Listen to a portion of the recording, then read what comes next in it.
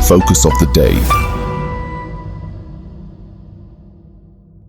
Hello students, आप सभी का स्वागत है एनालिस्ट आईएएस के यूट्यूब चैनल पे। तो चाइना की बढ़ती हुई जो गतिविधि है, खासकर की स्टेट ऑफ मलाका में, इंडो पैसिफिक वाले रीजन में, इससे जो भारत का अंडमान निकोबार आइलैंड्स है उसकी स्ट्रैटेजिक इंपॉर्टेंस बहुत ज़्यादा बढ़ जाती है भारत की जो लुक ईस्ट पॉलिसी है उसके तहत। तो इसके बारे में हम चीज़ें जान लेते हैं, कौन कौन से प्रोजेक्ट्स हैं, क्या कारण अब तक रहा है कि ये जो इंफ्रास्ट्रक्चर रहा है ये बहुत स्लो पेस पर रहा है, फोकस एरिया क्या होना चाहिए, कैसे इंफ्रास्ट्रक्चर यहाँ डेवलप किया जाना चाहिए, किस तरीके का। इसके बाद अंडमान निकोबार आइलैंड्स के बारे में कुछ चीजें हम देखेंगे। Then will be solving out today's problems in the main practical question which would be based on this topic. So let's start. Why news? तो इंडिया की जो लुक ईस्ट या एक्ट ईस्ट पॉलिसी है, ये जो ट्रांसफॉर्म हो रही है एक्ट ईस्ट पॉलिसी में, यहाँ पर ये क्रिटिकल इंपॉर्टेंस देता है खासकर की ओशन पावर का। ये जो रैपिड एनहेंसमेंट है, जो चाइनीज पीपल लिबरेशन आर्मी है और जो पीएलए है, इसकी जो नेवी है, ये एक डिग्री ऑफ सीरियसनेस लेकर के आती है कि भारत के जो आइलैंड टेरिटरीज हैं खास करके उनको डेवलप करना पड़ेगा in general, and Andaman Nicobar group particularly. अगर हम इनकी स्ट्रैटेजिक लोकेशन के बारे में बात करेंगे तो ये आइलैंड्स केवल 1300 किलोमीटर दूर हैं, जो साउथ ईस्ट है मेन आइलैंड का, वहां से। More over it is 1300, and more over जो स्टेट ऑफ मलाका है, जो मेन वाटरवे है जो इंडियन ओशन को पैसिफिक से यहाँ कनेक्ट करता है, ये यहाँ से केवल एक दिन की दूरी पर पड़ता है, लेस देन अ डे की दूरी पड़ती है अगर यहाँ से जाया जाए तो। सवांग जो इंडोनेशिया में है वो 90 नॉटिकल माइल्स है साउथ ईस्ट से, इंदिरा पॉइंट से जो ग्रेट निकोबार आइलैंड पर है। कोको आइलैंड जो म्यांमार का आइलैंड आता है, ये केवल 18 नॉटिकल माइल्स है, नॉर्थ मोस्ट टिप जो है अंडमान की उसके। थाईलैंड ने जो क्रा कैनाल यहाँ पे बनाई है, ये गल्फ ऑफ थाईलैंड को अंडमान सी से कनेक्ट करती है, जो लगभग 350 नॉटिकल माइल्स की दूरी पर है पोर्ट ब्लेयर से। जो आइलैंड्स हैं ये इंडिया के इंटरनेशनल मैरीटाइम जोन में 4 मैरीटाइम जोन्स को शेयर करते हैं, वो है म्यांमार, थाईलैंड, इंडोनेशिया और बांग्लादेश के। ये जो है भारत को एक सब्सटैंशियल ओपन स्पेस देते हैं अनक्लॉज के हिसाब से, United Nations conference on laws of seas के हिसाब से। ये एक्सक्लूसिव इकोनॉमिक जोन और कॉन्टिनेंटल शेल्फ्स के जोन आते हैं। जो आने वाला फ्यूचर है, यहां पर एक सीरियस चैलेंज आता है खास करके चाइना के मैरीटाइम फोर्सेस की वजह से, जो चोक पॉइंट्स बना रहे हैं इंडो पैसिफिक रीजन में, and more over namely Malacca में, सुंडा में, लोम्बोक में, एंड ओम्बाई वेतार में। तो ये यहां पर कुछ चीजें हैं। This is the isthmus of Kra जो थाईलैंड बना रहा है, जो गल्फ ऑफ थाईलैंड को अंडमान सी से कनेक्ट करता है। तो ये यहाँ पर कुछ चीजें हैं, ये करंट शिपिंग रूट है जो लेते हैं स्ट्रेट ऑफ मलाका से। दैट इज वाई इसको डेवलप करना भारत के हित में ही होगा। जो आइलैंड्स हैं ये फर्स्ट लाइन ऑफ डिफेंस होने चाहिए अगर कोई भी ईस्ट से अटेम्प्ट होता है भारत की मैरीटाइम सिक्योरिटी को अंडरमाइन करने के लिए। वाइल कुछ जो एफर्ट्स हैं वो लोकेशनल एडवांटेज देते हैं अंडमान निकोबार आइलैंड्स को।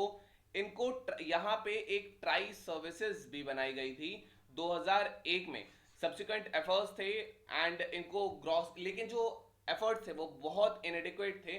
तो ये यहाँ पर कुछ चीजें हैं जो इससे रिलेटेड है। ये अलग अलग डिस्टेंस है कि कितना दूर ये यहाँ किससे है, so you can take a screenshot of this if you want.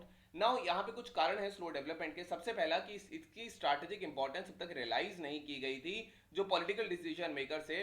Recently उन्होंने देखा है कि कितना इंपॉर्टेंट है, जब हमने देखा कि जो पीपल लिबरेशन आर्मी है और जो पीएलए की जो नेवी है, ये यहाँ पे बहुत ज्यादा आ रही है। खासकर की जो डिस्टेंस है मेनलैंड से ये बहुत ज़्यादा दूर है, तो ये एक एक्सक्यूज़ है अलग अलग प्रोजेक्ट्स को वहाँ बनाने के लिए। कॉम्प्लेक्स प्रोसीजर है एनवायरमेंट क्लियरेंसेज लाने के लिए, कंजर्वेशन है फॉरेस्ट का, नेटिव ट्राइब्स हैं, तो ये कॉम्प्लिकेट इशू बन जाता है। मोरओवर इतना कोऑर्डिनेशन करना, ये मल्टी डायमेंशनल प्रोजेक्ट्स में अलग अलग मिनिस्ट्रीज, डिपार्टमेंट, एजेंसीज इन्वॉल्व होंगी, उन सबका कोऑर्डिनेशन थोड़ा सा मुश्किल हो जाता है। मोरओवर ये एक पॉलिटिकल इशू नहीं है, ये लॉन्ग टर्म स्ट्रैटेजिक विजन नहीं था सरकार का, इमीडिएट पॉलिटिकल गेन्स था। जहां पे पॉपुलेशन ज्यादा है, वोट ज्यादा मिलते हैं, वहां वो डेवलपमेंट ज्यादा करते हैं, बट यहां से ऐसा कुछ नहीं था। तो ये one of the main reason है कि यहाँ पे इतना स्लो डेवलपमेंट हुआ है। अब फोकस एरिया क्या होना चाहिए? सबसे पहला यहाँ पर जो है वो मैरीटाइम सिक्योरिटी के लिए यहाँ चीजें बनाई जानी चाहिए। मैरीटाइम सिक्योरिटी सर्विलेंस है, जैसे वास्ट एरिया का जो आइलैंड के आसपास है, सारे आइलैंड को सिक्योर करना, जितने भी इलीगल एक्टिविटीज हैं या ऑक्यूपेशन है उसको सिक्योर करना। मोर ओवर एक स्ट्रॉन्ग डिटरेंट बनाना पोटेंशियल नेवल थ्रेट्स के अगेंस्ट जो ईस्ट से आ रहे हैं। यहाँ पे इकोनॉमिक इंफ्रास्ट्रक्चर की भी काफी ज्यादा जरूरत है। इंफ्रास्ट्रक्चर को डेवलप करना, सदर्न आइलैंड्स पे मैरीटाइम ट्रेड को बूस्ट करने के लिए साउथ ईस्ट एशिया के साथ, मोर ओवर ये कनेक्टिविटी में यहाँ पे कुछ चीजें जरूरी हैं ताकि ईज ऑफ ट्रेवल बढ़ाया जा सके, आइलैंड्स के बीच में डेवलपमेंट टूरिज्म बढ़ाया जा सके। यहाँ सेल्फ सफिशिएंसी वाला इंफ्रास्ट्रक्चर भी बहुत जरूरी है ताकि ये डिपेंडेंस जो मेन लैंड पर है इसको कम कर दे लोगों की, खास करके सप्लाईज के लिए, सर्विसेज के लिए। नाउ यहाँ पर किस तरीके का इंफ्रास्ट्रक्चर चाहिए, तो यहाँ पर हम लगा सकते हैं we have ports and moreover fuel के जो स्टोरेजेस होते हैं वो यहाँ इंस्टॉल किए जा सकते हैं या वो इनको बिल्ड करना चाहिए।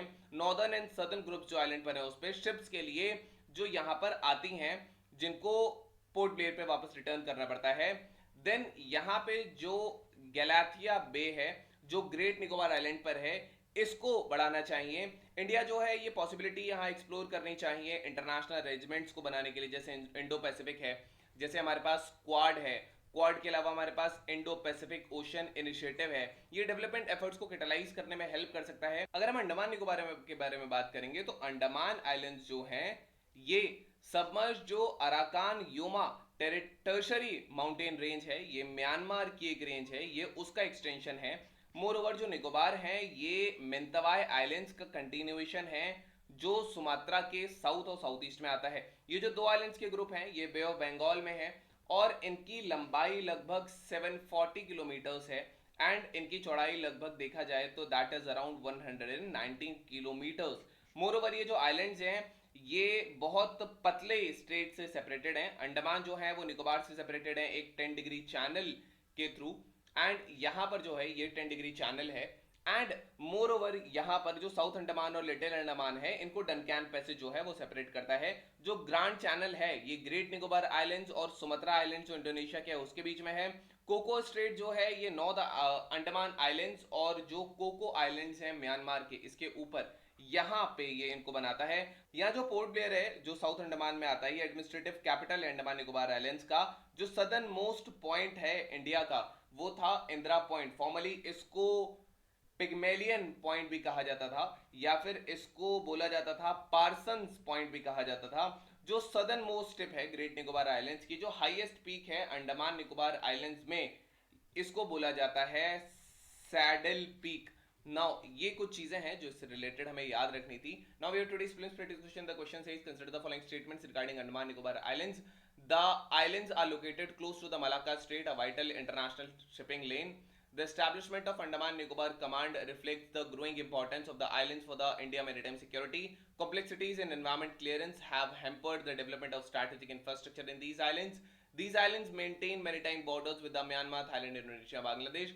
Which of the statements is correct? You can type down in the comment section the latest correct or not. Then with today's main spirited question, the question says the Andaman Nicobar Islands occupy a strategically pivotal location in the Indian Ocean. However, their development has been hindered by various factors. Discuss the strategic significance of Andaman Nicobar Islands and analyze the challenges faced in developing strategic infrastructure there. Suggest a comprehensive approach for optimizing the strategic potential of the islands. So this was all about today's video session. Hope you understood it well. Thank you. Have a nice day and stay tuned with the Let's Try for better preparation.